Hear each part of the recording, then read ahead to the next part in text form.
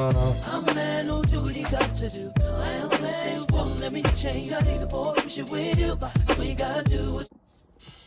What up, people? It's your boy, the host with the most. I do not brag or boast, and I'm coming to you guys live from coast to coast. It's your boy. I'm Chris the Don One. Hope you guys are enjoying story time. I think this is day 14, 15. I don't know how this video is going to be laid as far as dates and when I'm going to finally upload this. As always, rate, comment, as well as subscribe. So, story time, story time, story time. If you're not familiar with this story that I'm about to tell you guys, please stop right here. Watch part one. Watch part one and then come back to part two, because I got some more juicy details talking about these two co-workers that could not stand one another, okay? They were beefing like beefaroni. There were more beef between these two than a meat packing plant. But pause. Anywho, so do a quick summary from part one. Part one, I was telling you guys about these two co-workers that I used to work with at your friendly neighborhood Kroger location. One of them was Darlene, the other one was named was Beverly, and they could not stand one another. But when you think about it, they had more in common than what they realized. So we're going to get into that a little bit later, some more juicy details. So I knew that these two were not going to like one another because Beverly is very opinionated, okay? If she doesn't like someone, something, or anything, she's going to say something. Plus, Beverly was very, very spoiled from the previous customer service manager, because the previous customer service manager just allowed Beverly to do whatever she wanted to do, run roughshod in your friendly neighborhood Kroger location. And then you have Darlene. Darlene is independent. She likes to do things a certain way, which is her way or the highway. And she pretty much is like that even away from work. Okay, real quick story on top of this story. There used to be this cashier, her name was Morgan. And Morgan used to talk to her son on Facebook. And they got together, they hung out, they smoked a little herb. And when Darlene caught wind of this, Darlene was not having it. All right, it got to the point where Morgan wasn't even allowed in Darlene's household. So if Darlene had that much influence and control in her own household, plus she was married, so that could give you a rough estimate of who and what Darlene was, okay? Like I said, Darlene wants things done her way. It's her way or the highway. So I knew they was going to clash because of their personalities and because of how they maneuver around society. Both of them were not open to other people. You have to really gradually get into their circle. They just don't let anyone in. You have to earn your way in, okay?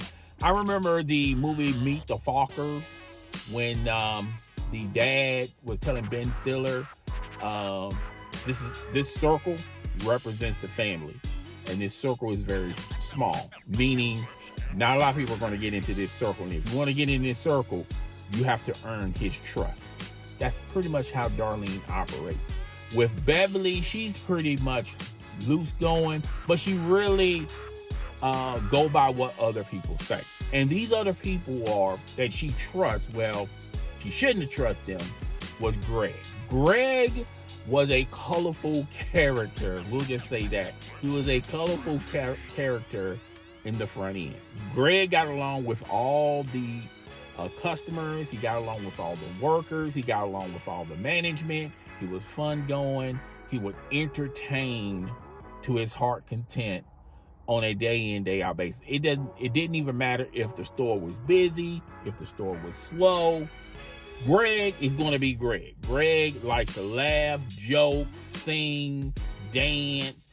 Greg is one of those type of individuals. We all have a Greg at our workplace, and that was our Greg. But the one thing about Greg was he was very, very messy, and he loves it when co-workers are at each other's throats. He thrives on that. That's Greg in a nutshell. Greg was one of those individuals, okay? So, like I said, Greg was super messy, and Greg loves it when Darlene and Beverly go at one another. Okay, it didn't matter if it was up front. It didn't matter if it was outside the store. Greg loved it. Okay, so I knew that they were going to have problems in the early going of this relationship, because I feel like when you're working with other people, it's pretty much like a relationship. Even though it's at the workplace, it's still a relationship. You still have to get along somewhat to a certain extent with the people that you have to work with. You have to trust them to a certain extent, because when you're working with people, it's like working with a team. There's no real I in team.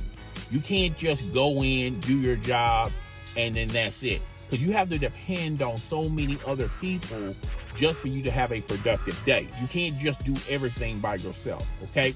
So, that was the people that I had to deal with.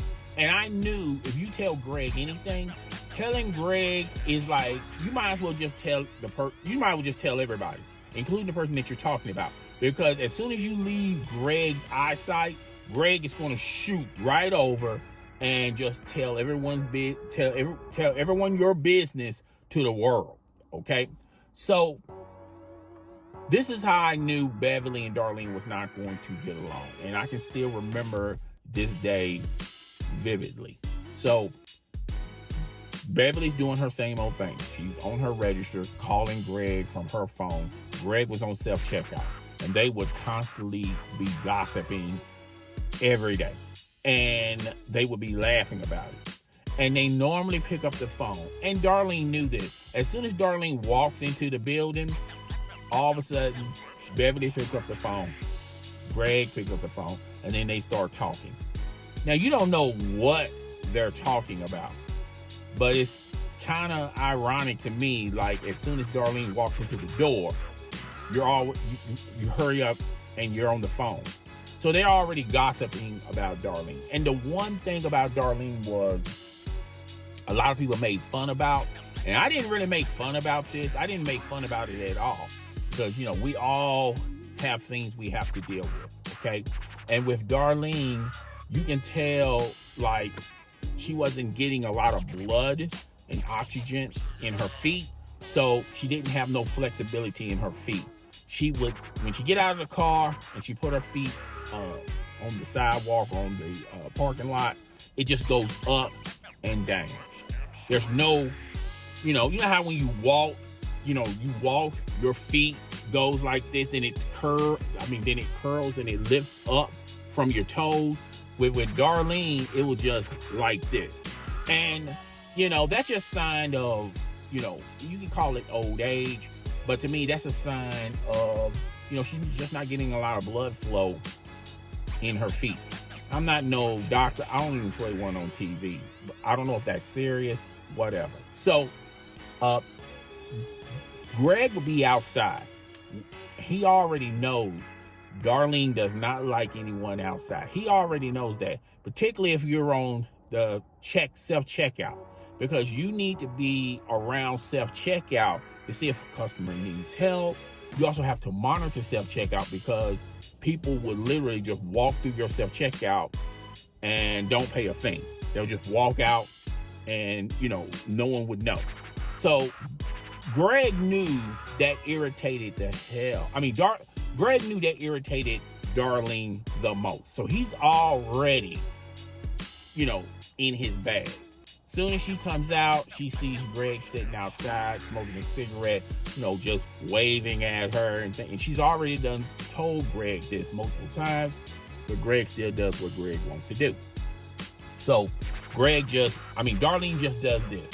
When Darlene does this to you, she's not paying you no mind. She's done with you. She's pretty much, when she does that, she's done with you. Okay? So Darlene makes her way into the store. Greg hurries up, getting his register. Immediately they start, gossiping and talking about Darlene. And Darlene knew that, okay? And in the beginning, Darlene was just tolerating it. She was just going like, whatever, just let them do whatever. But after a while, it started to bother Darlene. And you know what, to be perfectly honest, we're all human. Imagine putting yourself in those shoes. You keep coming into work and you know that they're talking about you. You don't know exactly what they're saying, but you know they're talking about you. Plus, you're the supervisor. So to me, managers, assistant managers, and supervisors or department heads, whatever the title is, once they feel like the department doesn't respect you, then it's a loss. When you feel like your department, the people that are in your department don't respect you, that irritates the hell out of you. Because you have to have some level of understanding about authority. And if you paying your boss no mind, that will irritate your boss. I don't care who you are, what level of business you're in. If you start disrespecting your boss is not going to be happy with you. No matter if you come in all the time, no matter if you work, whatever, you highly productive. If you don't respect your boss, that's the beginning of the end with you working there. Okay, that's just my humble opinion about it. Okay, but anywho, so I knew this irritated Darlene, and I can remember this day. Darlene was up front. She was just now coming down. She went upstairs to do the schedule. So she was up there for a long time. Now, normally when Darlene does a schedule upstairs, it really doesn't take her a long time. She normally does a schedule. She might, talk about other things, but this was unusual about Darlene because she was pretty much upstairs. And see, when you're upstairs, the manager's office is like at the top. You know where the store manager's office is because there's like this window that's see-through where he can see you, but you can't see him. But in certain parts of the day, sometimes that light from the sun hits that window, and now you can see inside that window. And all I can see is Darlene talking to the store manager. And they're having a long conversation. So I'm saying to myself, this ain't got nothing to do with what corporate wants from us or what the store manager wants from us. This was no meeting. This was basically a discussion that even the store manager didn't know about it until Darlene got up there. And you can tell Darlene was doing a lot of talking, and the manager just sitting at his desk pretty much, which was Bill, was pretty much sitting there just shaking his head. And, and once in a while, you can tell she was talking. What she was talking about, I had no idea. But I had a small idea it had something to do with Darlene. So anyway, Darlene comes from downstairs. She opens the door. And the door is directly in front of Beverly's register. And it was a very, very slow day. So Darlene walked out the door, saw Beverly, walked up to Beverly's register, and she said these words: "I heard you've been talking about me." Now, Beverly was trying to quickly deny it. She was trying to diffuse the situation because, maybe Beverly was scared of Darlene and didn't want to interact with Darlene, or Darlene caught her and, she was kind of embarrassed. She didn't want anyone knowing that, they're having issues. But if you've been working there for a while, you can just work a couple of days. You already know Beverly and Darlene don't like each other. So Beverly was trying to diffuse it, talking about, I don't know what you're talking about. Then she escalated it into, I'm not talking about you, this, that, and the third. But what Beverly didn't realize that she knew later on, that Greg is an ish starter. Greg's an ish starter, okay? So Greg, every time Beverly says something about Darlene, Greg will come and tell me about it. Then he'll go tell Damien about it.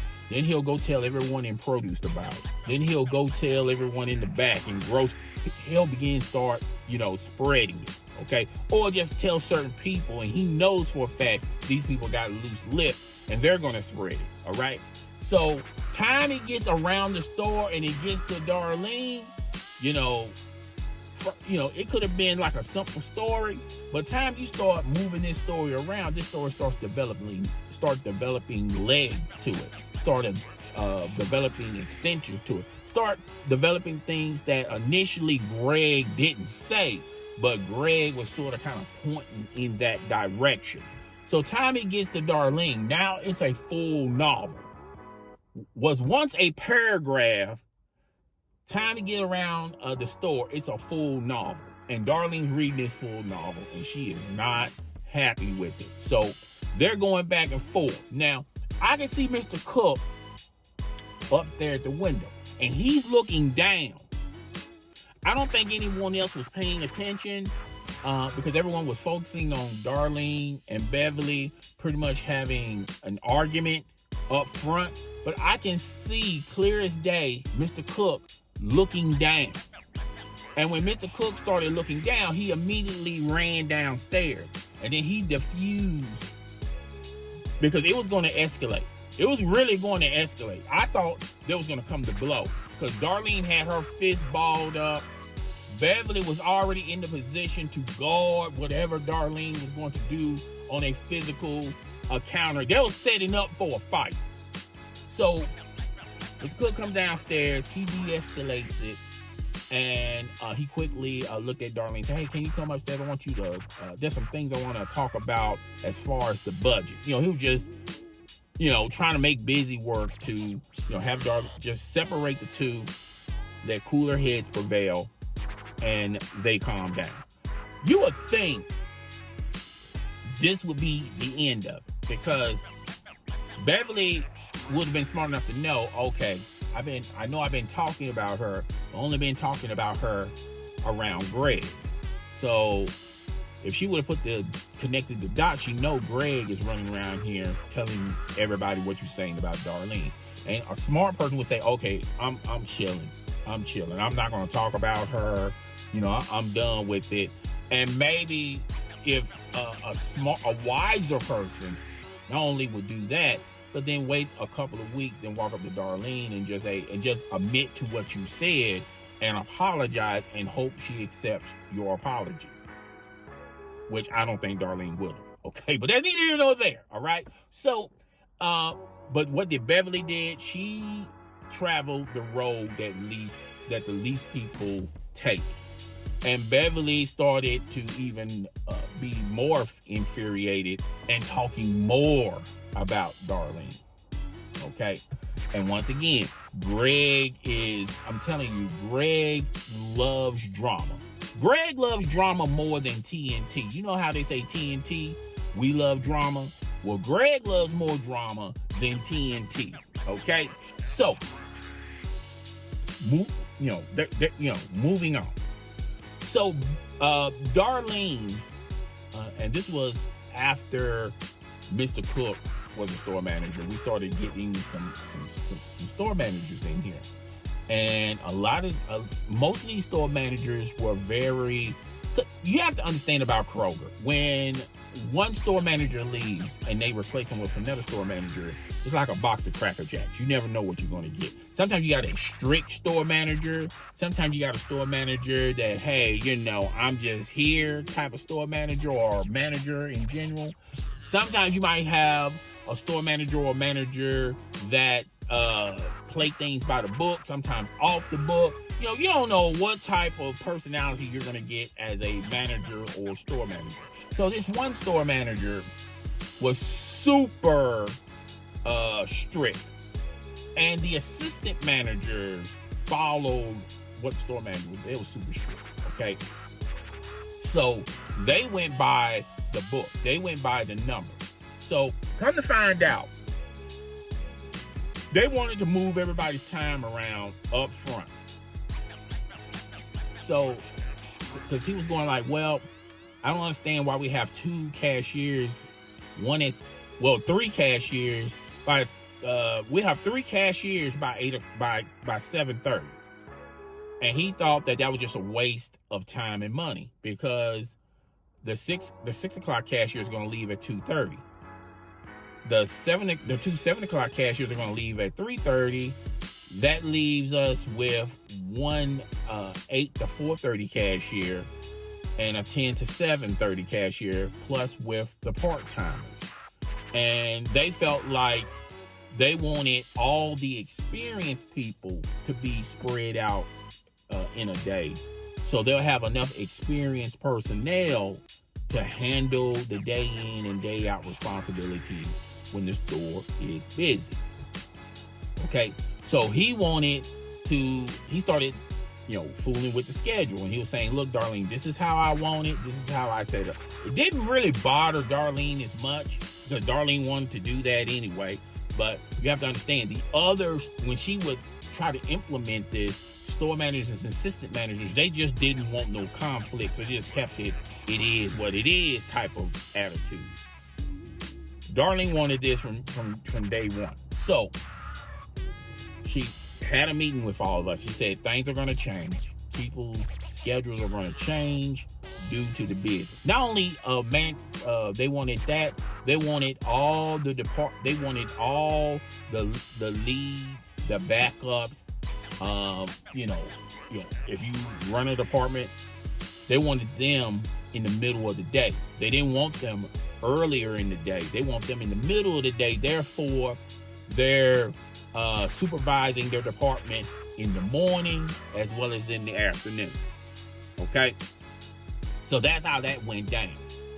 And Darlene laid it out. Now, lucky for Darlene, she had it set up to where she would still come in the morning because she had to do audits and paying, registers and things of that nature, which require her to come in at 4. And then some days she'll come in at 7. She'll let Damien do the rest of it because they both run the office. Okay.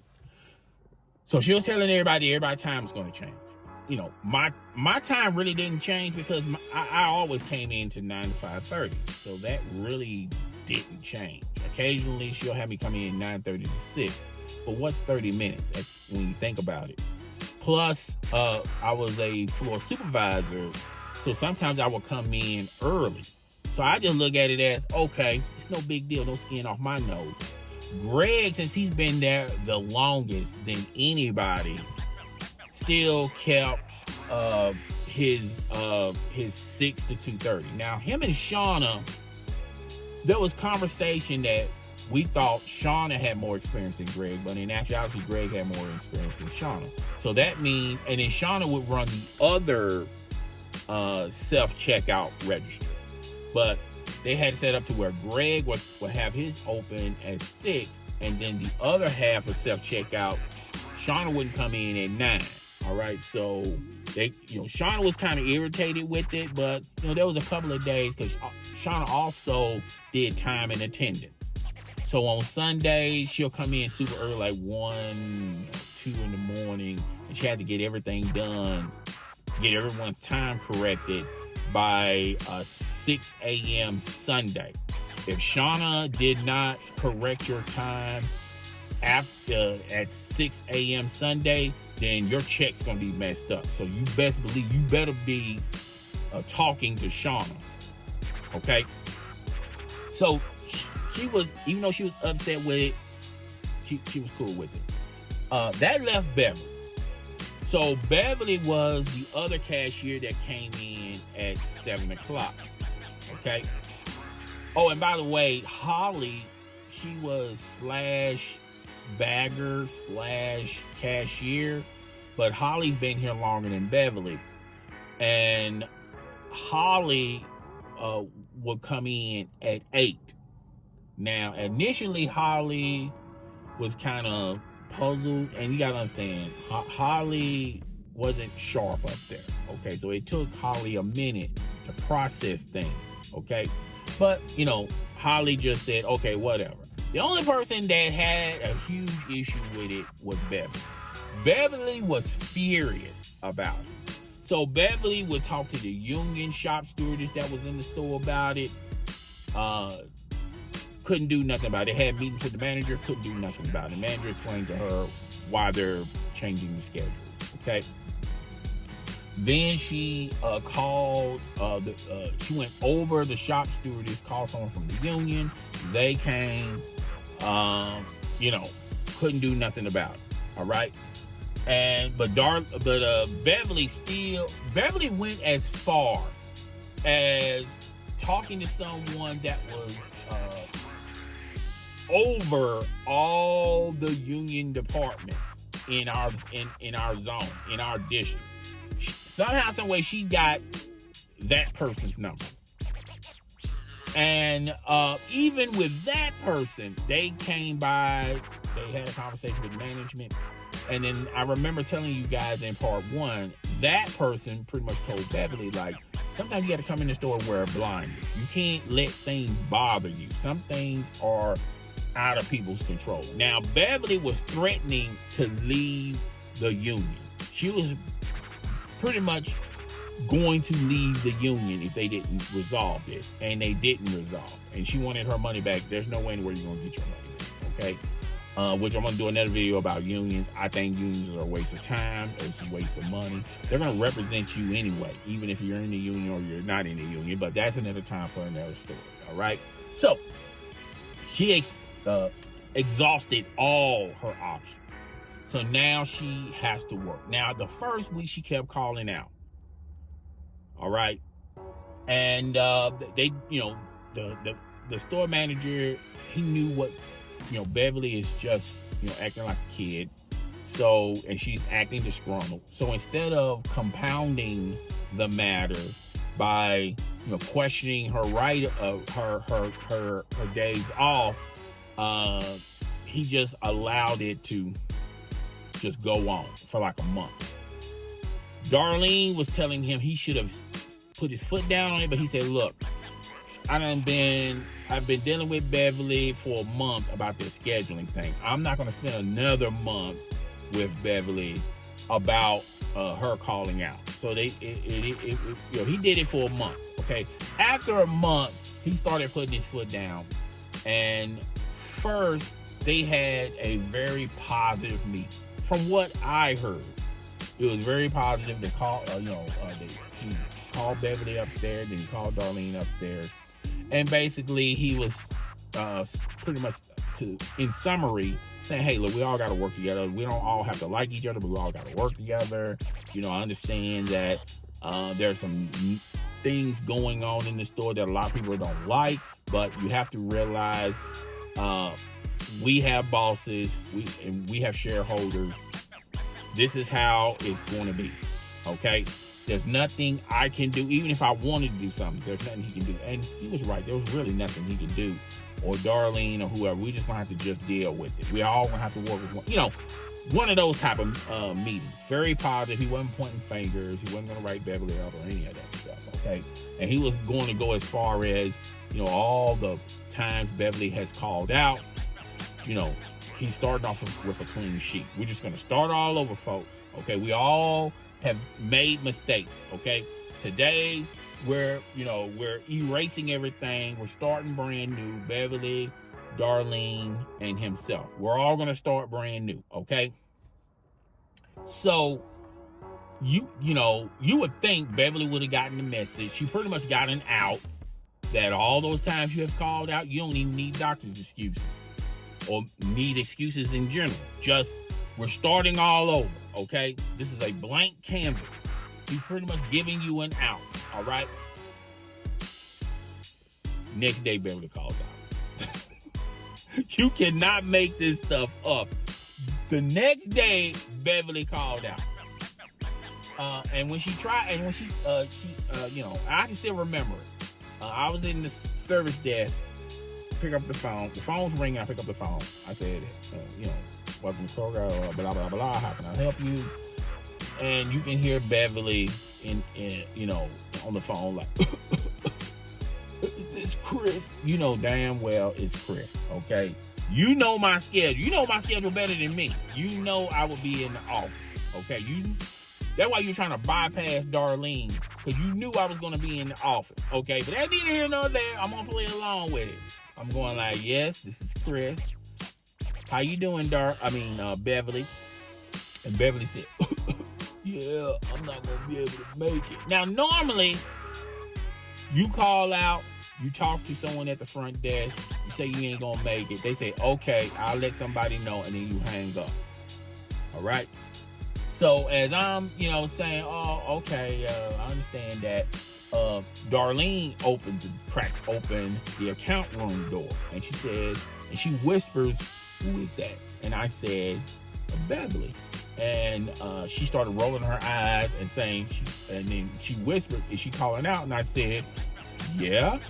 And and then she told me, like, "Hey," she said, "put it on hold." And I said, "Hey, Beverly, let me put you on hold." So I put Beverly on hold. And then Darlene says, "Hey, she's gonna have to speak to a manager." All right. I know that there was no manager there because it was like around, normally the managers don't come in until 7. This was like around 6 something. And I know Darlene knows that there's no managers here. But she told me she told me what to tell Beverly. I said, okay. So she shuts the account room door. I muted and I said, "Hey, Beverly, you still there?" She said, "Yes." I said, "Hey, look, I'm gonna have to put you on hold again. I apologize. Now they want you to start talking to a manager about calling out. Okay, they want everybody to start doing that." And then Beverly immediately switches characters. She's no longer the sick character no more. Now she's the angry Beverly that we all know and love. And she's saying, "Since when they started doing that?" And I'm going like, well, and I just went on and told her, I said, "Well, hey, look, Darlene told me to let you know that you will have to speak to a manager." And she said, "Well, she knows there's no manager there." I said, "I know that too, but she told me to put you on hold and let you speak to a manager." She said, "Oh, whatever. All right, whatever." So I put her on hold. I paid for a manager. Okay, she's still on hold. I paid for a manager again. Okay, so I pick up and I said, apparently there's no managers. And she's going, "No shit. There's no managers there. It's not even 7 o'clock. So I told her, and Darlene told me this when she told me to put her on hold. She wants you to call back like around 7:30 so you can speak to a manager to call out. And she said, "Well, I'm not doing that. I done spoken to you." And I'm going like, "Yeah, you spoken to me, but I can't approve you calling out because I don't have no authority over that." She said, "Well, what about Darlene?" I said, "Well, Darlene," and she opens the door and Darlene does this. And I said, "Well, Darlene right now is outside getting cars." I was just making up some excuse for Darlene. All right. So she says, "Fine," and then hung up. Well, Darlene heard her. I heard her. And she basically said that she's calling back to speak to a manager. Did Beverly call back after 7? No. And matter of fact, management was waiting for Beverly to call. Did Beverly do it? Nah. Beverly just didn't call. So the next day when she comes back to work, she's asking me, "So did a manager come?" I said, "Yeah, manager come. They was literally waiting on you to call back." I said, "Well, I'm not calling back because I called you." And I said, "Yeah, but I told you I didn't approve. I can't approve you calling out or not. And you asked for Darlene, and Darlene was outside getting caught. Okay? So they told me to let you know that you had to talk to a manager." So, we have a little slight misunderstanding. I don't understand how we got a misunderstanding. But anyway, Beverly went to her register. She's raging like a Cajun. Okay? And then the manager calls Beverly to the office. Okay? So Beverly went upstairs. You can hear Beverly stomping upstairs. You can hear every stomp, and it's like maybe 14 steps, maybe let's just say 20 steps.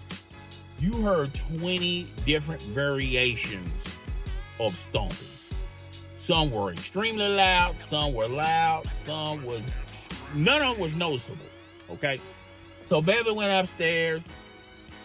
And at this time, I couldn't see in the office because that day was a very cloudy day. The sun wasn't out, so you couldn't really see. Couldn't make out, but you can make out shadows and stuff. And I can make out someone that was sitting in the manager's desk, and I can make out somebody coming in. I assume it was Beverly, sitting down and just nodding away. Okay? So then after that, he calls Darlene upstairs. So he calls Darlene upstairs. Okay. And Darlene goes upstairs. She goes into the office. At that time, I had to watch the front desk. Now, when you're watching the front desk, you can't see anything play out. Because because you're in another section of the store. You're not going to be able to see that little window thing. So I just assumed everything was fine. Okay. I'm up here checking customers out, customers want refunds, things of that nature. Then all of a sudden the phone rings at the customer service desk. I just pick it up. Normally on the phone, there's like a little screen. It tells you who's calling you. If it's a phone number, then it's an outside number. It means someone from outside the store is calling you. But if someone in the store calling you, it'll tell you meat department, produce, wherever, even the manager's office. But I wasn't paying attention to the screen. I just picked it up and said, hello, welcome to Kroger. I may help you. And then I heard a chuckle, and then I heard the store manager said, real quick, Chris, real quick. So about a couple of days ago, Beverly called out. And I said, yes, sir, she called out. So I just want to make sure we're all on the same page. And I'm thinking to myself, all on the same page? She said, so basically, Beverly, and you can hear Beverly in the background trying to clean it up. But then he said, hey, Beverly, I'm talking right now. So he stopped her from talking. I don't know what Beverly's saying up there, but whatever Beverly's saying up there don't coincide to what actually happened. Okay, that's what I'm assuming. So Beverly is telling us that you said that it was okay for her to call out. You approve of her calling out. And I said, no, I did not approve of her calling out. I told her over the phone, I don't have that type of access. And, and I guess I had to blur it out because I had to go on and tell the truth because I can find myself in trouble. So I said, when Darlene asked me who was on the phone, I told her who was on the phone, and I'm just repeating what Darlene said. He said, well, that's what I figured because so what you're saying runs in line of what Darlene's saying. So I'm assuming Darlene done went up there and told the whole truth, okay? So he said, that's all I need. Then he hung up, okay? So 5 minutes after that, Beverly comes downstairs, red all over. Red. The only thing white on Beverly was her purse. Anything else, it's like she's been out in the sun all day. Beverly is red all over. She is livid, all right? But she's putting on this front and this smile, talking about, it was no big deal, it wasn't no big thing, okay?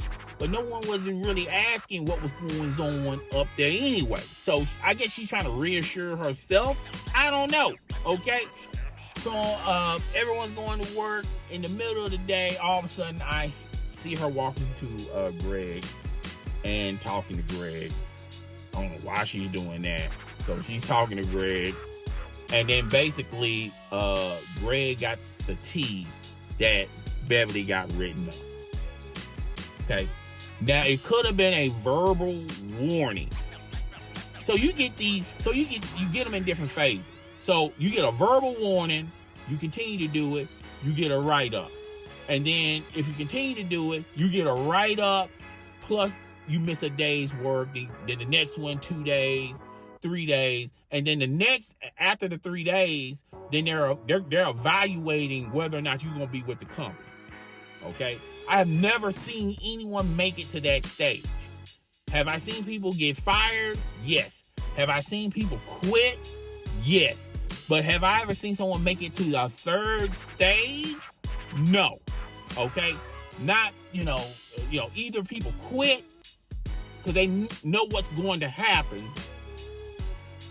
or they get fired for doing something else. Because when you reach, I'm assuming there's like a board, and if you got enough write-ups, now they start watching you and seeing, okay, if you're doing this wrong, what else you doing wrong? Maybe we can get you up out of here on the strength on something else. Okay, so that's how Kroger operates, okay? So, like I said, I remember I just told you, I thought they was going to start off with a clean slate. They wasn't going to apply anything what she done in the past. They just moving forward. Well, apparently that changed. And probably because what Beverly said upstairs, probably because Beverly tried to lie, try to slide one in, whatever. So now they're applying all of those times they could have written her up last month. The funny thing about Kroger is there's no expiration dates on write-up. Meaning, like if they can write you up for being late and they didn't write you up, and then 3 weeks later they call you upstairs, now they're trying to write you up on something that you did 3 weeks ago. Now, is that unfair? Yeah, it probably is unfair. It is unfair. Is that the right thing to do? A regular human being would say, no, that's not the right thing to do. Okay, but that's how Kroger operates. Okay, Kroger sometimes act like a child itself. When they don't get their way, they're like, okay, well, let's ding you on something that you did 3-4 weeks ago, and we'll apply it now to write you up. So that's what they did with Beverly. Okay, so it's no longer a warning. It's no longer, it's a full write-up. And then they're telling Beverly, and Beverly should know this, but they're telling her, like, hey, if this continues, it's going to escalate into something else. And then they told her what it's going to escalate to. So this is what Beverly was telling Greg, all right? So you would think, hey, I need to fall back. Because I'm about to get hemmed up on something, so I better fall back. Most people will just fall back. Did Beverly do that? No, Beverly did not do that. Beverly did not fall back. So Beverly, after she got that write-up, another thing about Kroger is after 6 months, it goes away. So you literally, it's like reset. So what you did 6 months ago, if it's tardiness or being late, that's erased. If you just come in, don't call out, or if you have to call out, you better have a doctor's excuse. They can't use that write-up and try to put it on other things they want to write you up for, because after 6 months, it just disappears. Okay? Do they forget about it? No. Is there a stigma on your reputation? Yes. You can be wrote up for something that you did that you wasn't trying to do, like come in late. And after 6 months, you can be on time for 6 months, never be late again. It's off your record. But a year later, that same manager, that same department head, that same store manager keeps bringing it up. Well, remember that time you came in late, and you're going like, wait a minute, that was like 2 years ago. Why are you talking about it now? You see the tactics that Kroger use? I'm pretty sure other locations use this, but Kroger use it the most. They can be messy too. Okay, so Beverly, would every once in a while she would, call out, but she would have a doctor's excuse because she knew a doctor that knew her. Matter of fact, they used to be neighbors. So she would literally go to this doctor's, not a lot, but like maybe once a month, she'll go to this doctor and she'll write up a doctor's excuse to say that she saw the doctor and she was here at the doctor's office. Okay. And that bought Beverly plenty of time. Okay. Until she told it to Greg. And you know how Greg is. Greg is messy. He goes tell Darlene, go tell everybody. Then the whole store knows about this. Even the managers know about this. Okay. So they know that she's trying to run a scam. So the manager walks up to Beverly and goes, no, he had a meeting and he says, okay, if you're going to call out, here's the ways to call out. Okay. Here's the reasons why you should call out. And then he made this fun. He injected something. It wasn't funny, but it was kind of backhanded, saying, and by the way, I know we all have friends, but you have friend doctors that's writing you doctor notes so you can miss work. We're, we're going to investigate that. I don't know. And they say with laws that's confidentiality. I don't know how, unless you want to see the doctor records, or I don't know how they was gonna do that. But he just threw that out there in the atmosphere. I'm looking around. Who does that apply to? Don't apply to me. Don't apply to this person. Don't apply to that person. Guess who's in the far back? I saw that it applied to Beverly.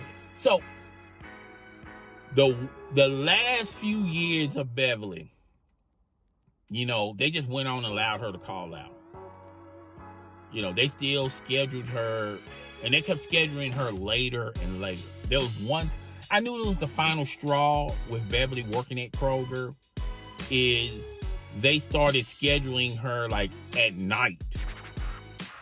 And they figured out how to finagle the schedule where you couldn't do nothing about it.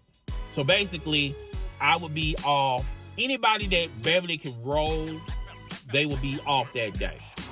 Anybody that Beverly cannot roll, they scheduled them, but they scheduled them a little bit later. Even Darlene was on the register. I knew something funny was going on when I saw Darlene was scheduled on the register. They had all the people that Beverly could not roll, and what rolling is if you got more seniority, you can roll for that shift. If someone's been here for like 6 months and you've been here for 20 years and they got a better schedule than you, and if you can do that job, you can roll that position. So it was one day, all of us was off that she could have rolled up front, other than the bagger. Now you can't roll, per se, like a cashier rolling a bagger. You gotta go get cards. Plus, you got all these doctor's excuses saying that you can't do it anyway. So that goes against what your doctors are saying about you. Okay? So that looks kind of spooky. You can't roll nobody in the office because you don't have no experience in the office.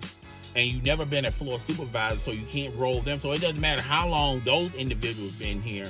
You can't roll none of those positions. The only positions you can roll are the cashiers. And that's how they got around it. Because I remember I was on vacation, So they had Beverly coming in, and she had to close at 9 o'clock at night.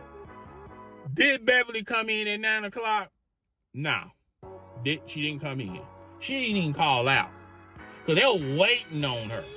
Management was just sitting by the phone waiting on her to call out. Did she call out? No. So when she finally came back, it was like a day went by. 2 days went by. 3 days went by. 4 days went by. Beverly starts feeling good about herself. She forgot that she did a no-call, no-show, and, nobody's not even talking about it. So I'm thinking, she's thinking that, well, I got one. I got off on that one. Did she? No. Okay. They called her up front. First, I saw a bunch of people from the union go upstairs, and they're having a conversation with management. Okay. And then I hear them call Beverly. When they called Beverly up front, upstairs, she was up there for a long period of time. A long period of time. But when she finally got downstairs, she was pale-faced. Okay?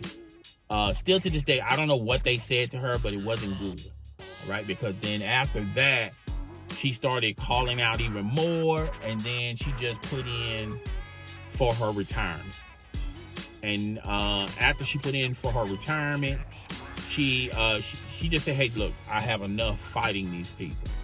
And that's the point of this story. When a company when an employer don't like you, no matter how you look like, no matter how good you are, no matter you come in on time, no matter what, you can do everything right. They just don't like you. They have rules in place where they can manipulate the system. They can manipulate the algorithm. You dig what I'm saying? So if they don't like you, They got multiple ways to get you up out of here if you can't get yourself up out of here. Now, if you stealing time or stealing money or stealing food, that's one thing. But if you're not doing none of those things, don't think for a second you're safe, because you're not safe. Okay, you're not safe. They're strategizing and figuring out a way how to get you up out of here with the quickness, with the left hook, okay? So they just kept messing with Beverly. Beverly had enough of it. She put in her retirement papers. And then after she retired, she went to North Carolina with her daughters. Did they throw a party for Beverly? No. But even on Beverly's last day, they knew on Beverly's last day she wasn't going to show up, and she didn't show up. I mean, what you going to do, write her up? This is her last day of work. You know, Beverly been working for Kroger for, at that time, like 20 years. You know, you've been working for a company for 20 years. Now, I don't care if you have a disdain for someone or if you don't like someone. You know, they've been there, they've been contributing to you for 20 years. Don't they deserve something? Don't they deserve did they throw up? No, they didn't throw a party because they knew she wasn't going to be here. You know what makes matters even worse? I didn't realize it was worse then until now because of my situation. Watch my videos. When she left and retired and her last day, and she didn't show up her last day, the day after, they had all this food and cake in the break room. They had food, cake, drinks. Now, they disguised it as an appreciation party. But don't you think it's kind of ironic? You're throwing an appreciation party a day after Beverly's last day of working for Kroger. And let's just say hypothetically, what if Beverly did report to work and work that day? What was y'all going to do then? Y'all was going to just throw put a few things together and just say happy retirement, whatever? You know, you wasn't going to give her a proper retirement cake. Y'all was going to pull an out-of-date cake and just put it in there with ice cream. But after Beverly no longer worked for Kroger, they threw this appreciation party, and they had food, cake, you know, and we all knew what they were doing. They were celebrating that Beverly is up out of here, okay? And, you know, most of the people that was in there, including me, we're up here putting the pieces together, we're laughing and cutting up and stuff like that. You know, half of those people that was at that party no longer work for Kroger for some strange reason, including myself. So when I make these stories, I'm telling you guys, be careful who you associate with. Your people that you work with at your workplace, they're not your friends. They're not your confidants. If there's an opportunity for them to get a raise, and in order to get a raise, they have to get rid of you, those people that you cool with, they will explore all options to get you up out of there, okay? So I tell people, I'm not saying go in there with your head down and don't be friendly to people. You can be friendly to your coworkers, but that's as far as it goes. As far as you hanging out with them, I mean, I wouldn't do that. I wouldn't do that. But you're going to find yourself in a lot of situations where, you know, at the end of the day, it's more about them than you. So, yeah. So that's why I'm making these story times. If you guys are thoroughly entertained by these story times, comment in the comment section. You want to hear more stories, because I got plenty of stories to tell you about Kroger. Just let me know in the comment section. If you want me to talk about other things, I can do that as well. I bought this camera and I'm vlogging, so that content will probably be uploaded. I don't know when, but it's your boy, the host with the most. I do not brag or boast. I'm coming to you guys live from coast to coast. It's your boy, I'm Chris the Don 1. I don't know if I'm gonna make this a two-parter or a full video, but I'm thinking about making a full video and just uploading it. So I'm up out of here. I'm gone. Deuce.